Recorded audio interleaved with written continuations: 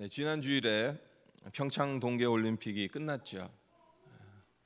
1988년도에 하계올림픽이 열리고 또 2018년도에 동계올림픽이 열리고 30년 주기로 올림픽이 한국에서 열리는 것 같았는데, 올림픽 기간 내내 참 많은 감동의 사건들이 있었습니다.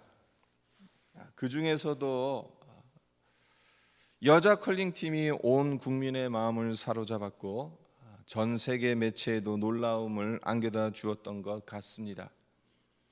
특별히 일본과 맞붙은 준결승전, 손에 땀을 쥐고 봐야 할 만큼 긴장감이 컸죠. 8회전까지 점수가 3점 차가 나서 이제 이겼다 그렇게 생각했었는데, 9회전에서 2점을 내주고 10회전에선 스틸을 당하는 바람에 동점이 돼서 연장전까지 가게 됩니다. 그래서 예선전처럼 역전패를 당하는 것은 아닌가 하는 불안감의 기운이 감돌았습니다마는, 연장전에서 김은정 선수가 마지막 스톤을 일본 팀 스톤보다 티 중앙에 더 가까이 붙이는 그 장면, 온몸에 전율을 돋게 하는 극적이고 감동적인 장면이지 않았습니까? 그리고 그 결과 여자 컬링팀 선수들은 일약 국가적인 스타가 됐고 여기저기서 광고 제의와 후원이 들어오고 있다고 합니다. 네, 스포츠가 많은 사람들에게 사랑을 받는 이유가 무엇이겠는가? 감동을 주기 때문입니다. 그리고 그 감동은 단순히 메달을 땄기 때문이 아니라 그 과정에 담긴 수많은 땀과 노력의 비하인드 스토리가 있기 때문에 가능한 것입니다. 그런데 올림픽의 감동적인 경기들을 보면서 이런 생각을 해보았습니다. 사람도 감동받으면 여기저기서 아낌없이 후원하고 선물을 주는데, 하물며 하나님이 감동하시면 얼마나 큰 선물을 주실까 하는 생각입니다. 그렇습니다. 감동을 받아 마음이 움직여지면 사람이든 하나님이시든 가진 것을 아낌없이 줍니다.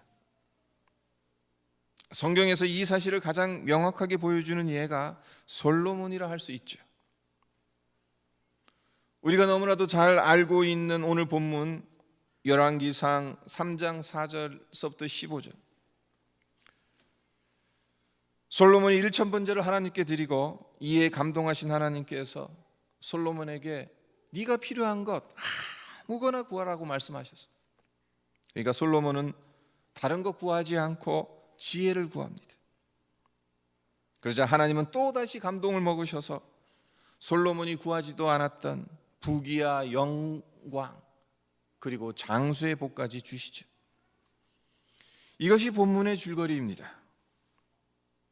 그런데 여기서 우리가 던져야 할 질문이 있고 얻어야 할 답이 있습니다. 지혜를 구한 것이 뭐가 그리 대단하길래 하나님께서 그토록 감동받으셔서 지혜뿐만 아니라 구하지 않은 것도 주셨냐는 겁니다. 지혜에 하나님을 꼼짝 못하게 하는 신비한 능력이 있어서 그런 것입니까? 마치 알리바바와 40인의 도둑이라는 이야기에서 열려라 참게 하면 보물을 숨겨둔 동굴의 문이 열리는 것처럼 지혜가 하나님의 마음을 열게 하는 키워드라서 그런 것이겠습니까? 보통 사람들은 지금 당장 필요한 것, 눈에 보이는 것을 구합니다. 나이 드신 분들은 건강하게 오래 사는 것을 구하실 것이고, 가난한 사람들은 재물을 구할 것입니다. 노총각 노처녀들은 좋은 신부 신랑감을 만나게 해달라고 할 것이고, 직장인들은 직장에서 승진하게 해주십시오. 사업하는 분들은 사업 잘 되게 해주십시오. 그럴 겁니다. 우리는 당연히 이 땅에서 살아가기 위해 필요한 것을 구해야 합니다. 이게 잘못된 것은 아닙니다. 하지만 중요한 것은 어떤 목적으로 이와 같은 것들을 구하고 있냐는 겁니다. 생각해 보십시오. 솔로몬이 왕이 된 나이는 20세 정도밖에 되지 않았어요. 아직 세상 물정도 제대로 알지 못하는 나이에 왕이 된 겁니다. 그 나이에 한 나라를 다스려야 할 막중한 책임감을 두 어깨에 짊어진다는 것, 얼마나 두렵고 걱정이 되겠습니까? 그래서 웬만한 사람 같으면 자기 힘으로 필요한 것들을 얻기 위해서 무리수를 두든지 아니면 무능력한 자신의 처지를 비관하며 자포자기했을 겁니다. 하지만 솔로몬은 그렇게 하지 않았습니다. 오히려 철부지로 비춰질 수 있는 20대 초반의 그에게서 그 어느 누구도 범접할 수 없는 신앙의 위대함을 발견하게 됩니다. 솔로몬의 생애에서 가장 위대했던 순간, 그 순간은 바로 이 순간이에요. 어떻게 보면 후에 하나님께서 그에게 모든 것 다 주시고 난 다음에 그가 누릴 수 있는 것 다 누렸던 때가 그의 전성기가 아니라, 그의 가장 위대한 순간이 아니라, 정말 납작 엎드려서 하나님 앞에 구했을 때 그의 인생에서 가장 위대했던 순간이었다는 것입니다.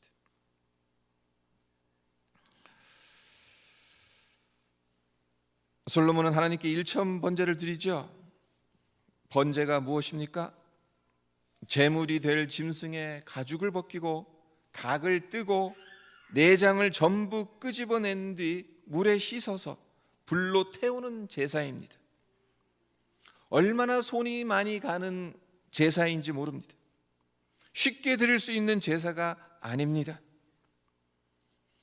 성경학자들의 추정에 따르면 1,000마리의 짐승을 잡아 번제를 드리려면 최소한 일주일 이상은 걸렸을 것이라고 합니다. 따라서 최소 일주일 동안 기브온 지역의 소와 양의 피 비린내와 고기 타는 냄새와 연기로 가득 찼을 것입니다. 거대한 도살장이나 다름없는 것입니다. 이런 일을 어느 누가 감히 생각하고 행동에 옮길 수 있겠습니까? 아무리 절대 권력을 휘두르는 왕이라 하더라도 막대한 재정적 부담과 인적 자원, 그리고 백성들의 민심을 무시할 수 없었을 텐데, 갓 20살을 넘긴 솔로몬이 어떤 마음을 먹었길래 이와 같은 일을 시행할 수 있었겠냐는 겁니다. 솔로몬의 마음 깊은 곳에 하나님의 도우심이 아니고서는 자신의 부족함을 해결할 수 없다는 간절함이 있었다고 밖에는 설명이 되지 않는 거예요. 1천 번제를 드리면서 솔로몬이 무엇을 생각했을지 한번 상상해 보십시오. 번제는 원래 내가 가죽이 벗겨지고 각이 띄어지고 내장이 전부 끄집어내어진 채로 불로 태워져야 하는데, 나 대신 그 자리에 짐승이 그 자리를 대신하는 거예요. 짐승이 나 대신 떠넘겨진 채로 거기서 그렇게 죽어야 하는 것이에요. 그러므로 솔로몬이 1,000마리의 소와 양을 번제로 드렸다는 것은 자기 자신이 1,000번 죽어야 하는 존재임을 하나님 앞에 보여드리는 것이다, 그렇게 말할 수 있다는 것입니다. 한 나라의 왕이지만 죽을 수밖에 없는 죄인, 아무것도 할 수 없는 철저하게 무능력한 존재인 것을 하나님 앞에 인정하는 것입니다. 그것도 수십 번도 아니고 수백 번도 아니고 1,000번씩이나 말입니다. 1,000번이라는 숫자는 아주 특별한 숫자입니다. 성경에서 상징적인 숫자예요. 영적으로 깊은 의미가 담긴 숫자입니다. 어떻게 그렇습니까? 1,000은 10 곱하기 10 곱하기 10이잖아요. 그렇죠? 네, 성경에서 10은 완전수예요. 결국 1,000이라는 숫자는 완전수인 10을 3번 곱한 거예요. 3번. 3이라는 숫자도 성경에서 완전수잖아요.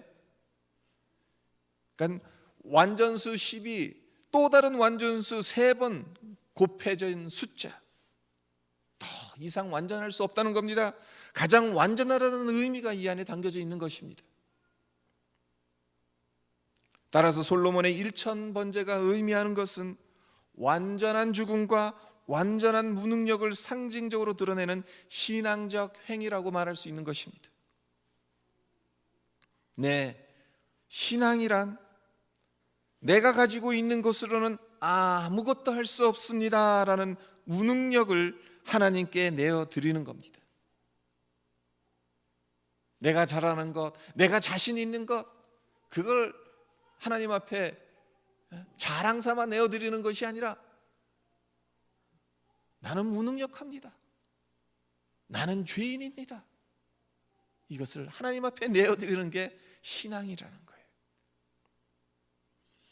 내가 할 수 있는 일이 없다는 것을 인정하는 신앙적 행위이기 때문에 하나님께서 솔로몬의 1000번제를 귀하게 받으신 것이고 감동을 받으셨던 것입니다.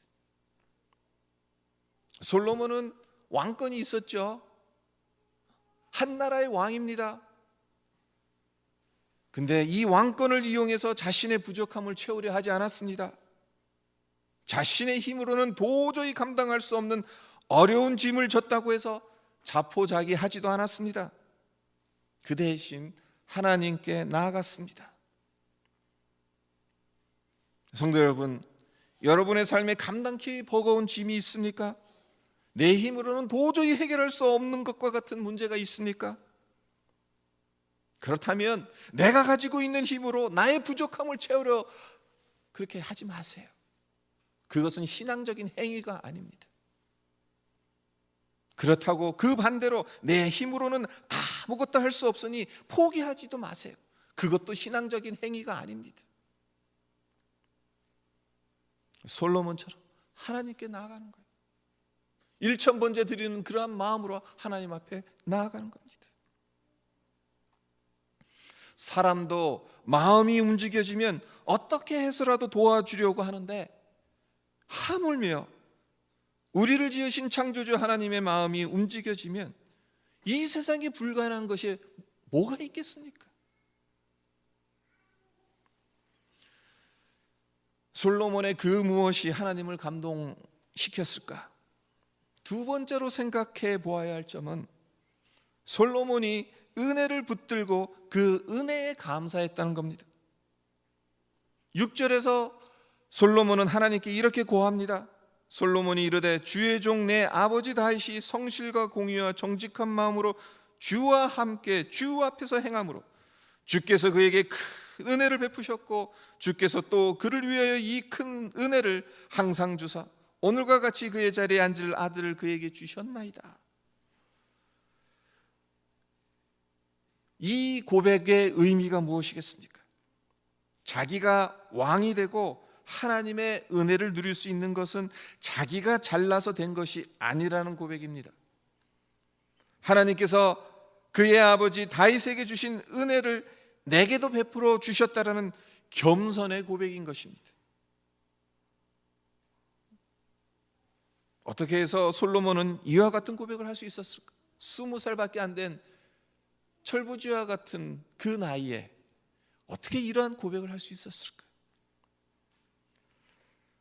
솔로몬이 어떻게 왕이 되었는지를 조금만 생각해 보면 그 답을 알 수가 있습니다. 솔직히 솔로몬이 왕이 될 수 있는 사람이었습니까?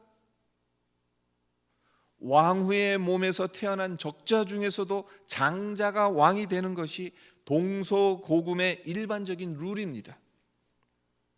이 룰 때문에 적통의 장자가 반대 세력의 집중 견제를 받고 왕위에 오르지 못하는 경우가 허다하게 일어나기는 했습니다만 어쨌든 이것이 왕위 세습의 기본적인 원칙입니다.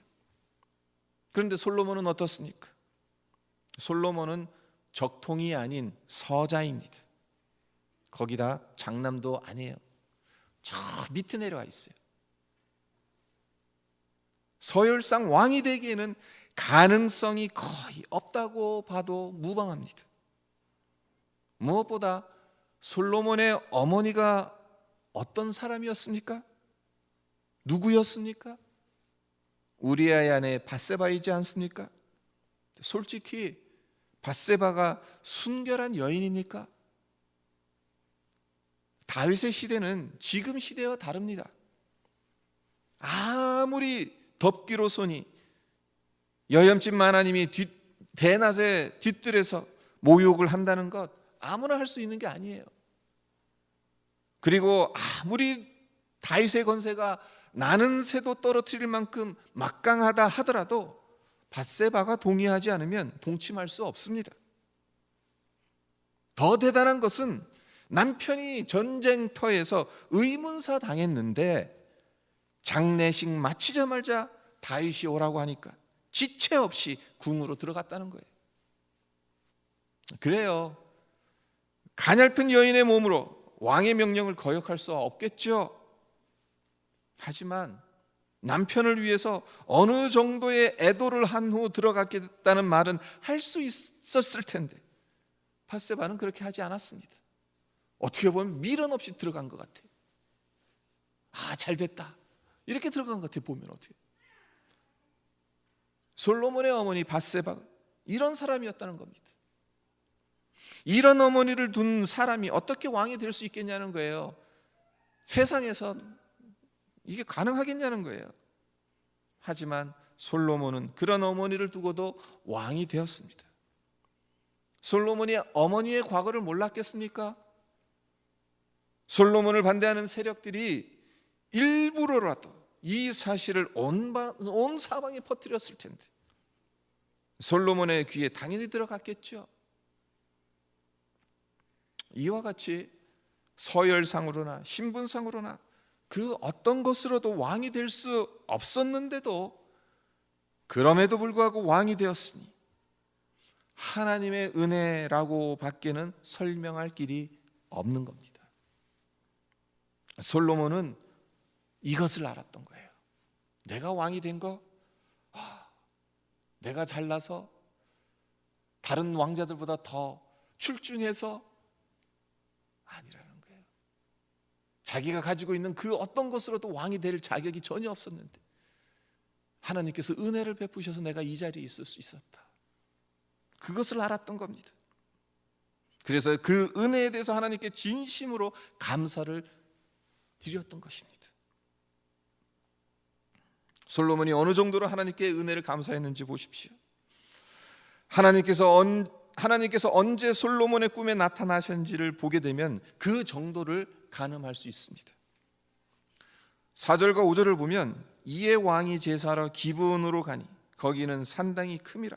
솔로몬이 그 제단에 1000번제를 드렸더니 기브온에서 밤에 여호와께서 솔로몬의 꿈에 나타나시니라. 하나님이 이르시되 내가 내게 무엇을 줄꼬 너는 구하라. 앞서 말씀드린 것처럼 1000번제를 드리기 위해서는 최소한 일주일이 걸립니다. 적절한 비유는 아니지만 수련에 일주일 한다고 생각해 보십시오. 영적으로는 하늘을 날아가겠죠. 하지만 육신적으로는 진이 빠질 대로 빠질 것입니다. 따라서 일주일에 걸쳐 1000번제를 드린 후 하나님께서 솔로몬의 꿈에 나타나셨다는 것은 솔로몬의 육신이 지칠 대로 지쳐서 깊은 잠에 빠져 있을 때라고 추정할 수 있는 겁니다. 무슨 의미입니까? 누가 시켜서 솔로몬이 1000번제를 드린 것 아니잖아요.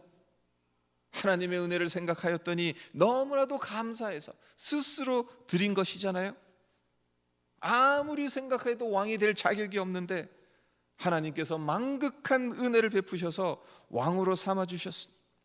그 은혜에 감사해서 일주일이 넘도록 제단에 올라갔던 겁니다. 방금 전에 번제는 완전한 죽음, 완전한 무능력을 상징한다고 말씀드렸습니다만 헌신이라는 의미도 담겨 있어요. 철저하게 죽어져서 하나도 남김없이 불살라지는 것처럼 완전한 헌신의 제물이 되겠다는 것이 번제에 담겨 있는 또 다른 의미입니다. 그렇습니다. 솔로몬은 하나님의 은혜에 대해서 1,000번 헌신의 제물이 되어도 모자란다는 심정으로 하나님께 나아갔을 것입니다. 그의 육신이 지쳐 쓰러질 지경이 되도록 감사의 번제를 계속 드렸던 것입니다. 하나님은 솔로몬의 이 헌신을 보셨고 감동하셨던 것입니다. 우리는 어떻습니까? 우리가 하나님의 자녀된 것이 가당키나 합니까?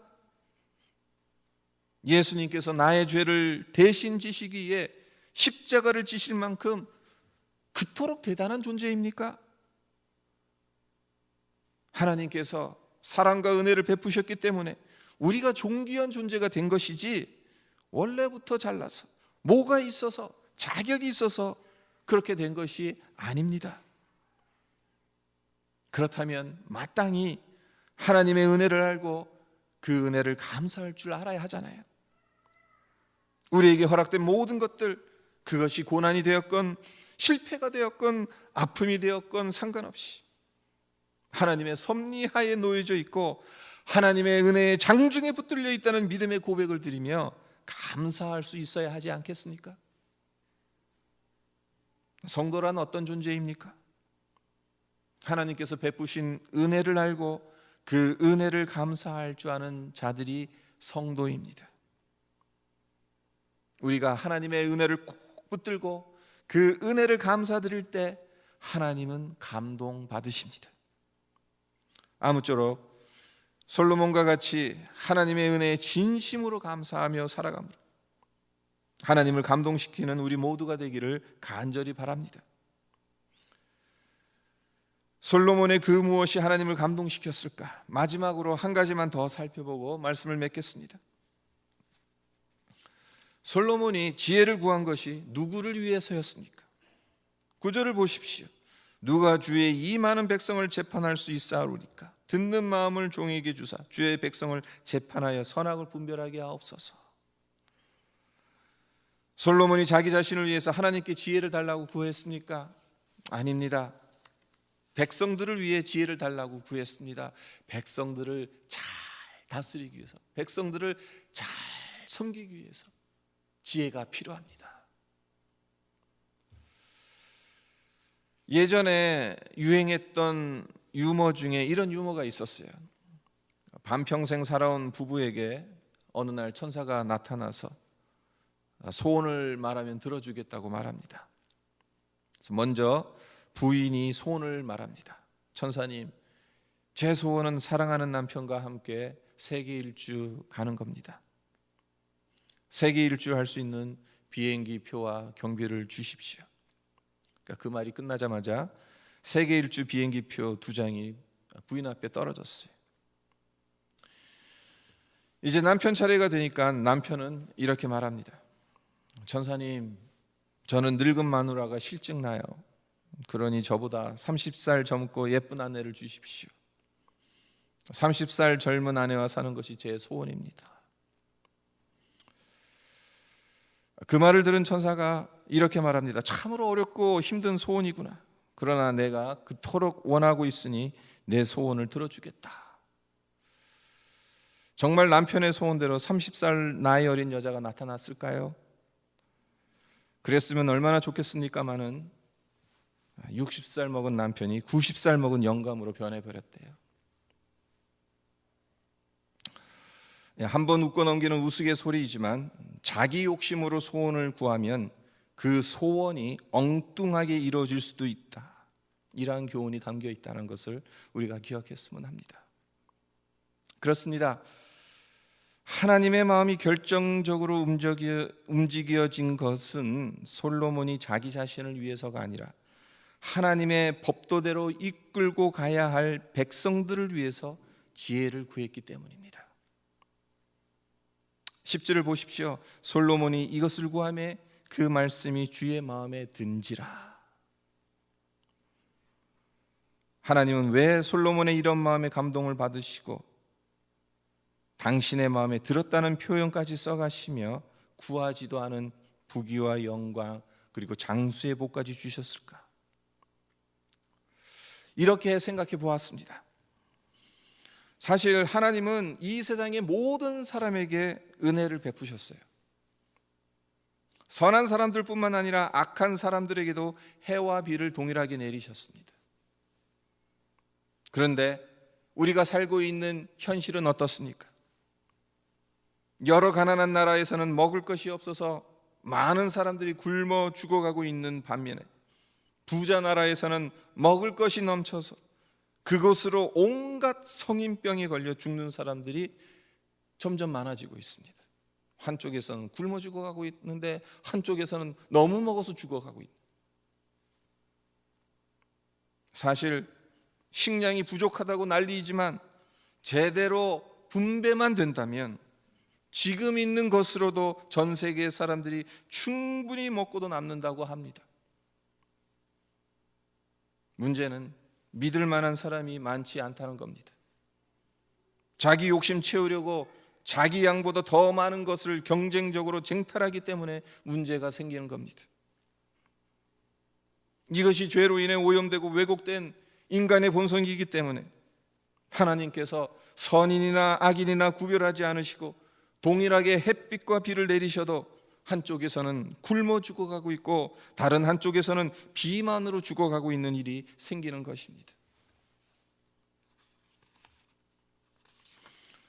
현실적으로 보면 도저히 성취될 수 없는 이상적인 이야기를 드리고 있는지도 모르겠습니다만은 중요한 점은 하나님께서 오늘도 솔로몬의 마음을 품은 사람을 찾고 계신다는 것입니다. 하나님은 나의 유익을 위해서가 아니라 다른 사람들의 유익을 위해 하나님께 진심으로 구하는 사람에게 감동을 받으시고 아낌없이 축복을 주신다는 것입니다. 왜 그렇습니까? 하나님 마음 헤아려서 자기 배에 불리지 않고 그 복을 나눠줄 것을 하나님께서 믿으시기 때문에 그렇습니다. 성도 여러분, 우리는 하나님 앞에서 어떤 사람들이 되어야 하겠습니까? 그래요, 우리 모두가 1000번제를 드리고 백성들을 위해 지혜를 구했던 솔로몬은 될 수는 없습니다. 솔로몬과 같은 지혜를 얻을 수도 없고 부귀와 영광을 누릴 수도 없습니다. 그러나 적어도 솔로몬의 마음을 품을 수는 있지 않습니까?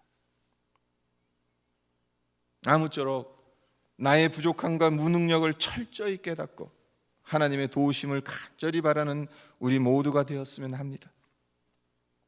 하나님께서 부어주신 은혜를 붙들고 그 은혜에 감사해서 지쳐 쓰러질 때까지 헌신의 제물이 되겠다는 결단을 드렸으면 합니다. 그리고 나를 위해서가 아니라 다른 사람들을 섬기기 위해 하나님께 구하여서 이왕 살아가는 우리의 삶에서 우리가 하나님께 구한 모든 것이 하나님의 마음에 들고 하나님을 감동시키는, 그래서 풍성하게 부어주시는 그 은혜와 축복을 많은 사람들과 나누는 그러한 우리 모두가 되기를 주 예수 그리스도의 이름으로 축원드립니다.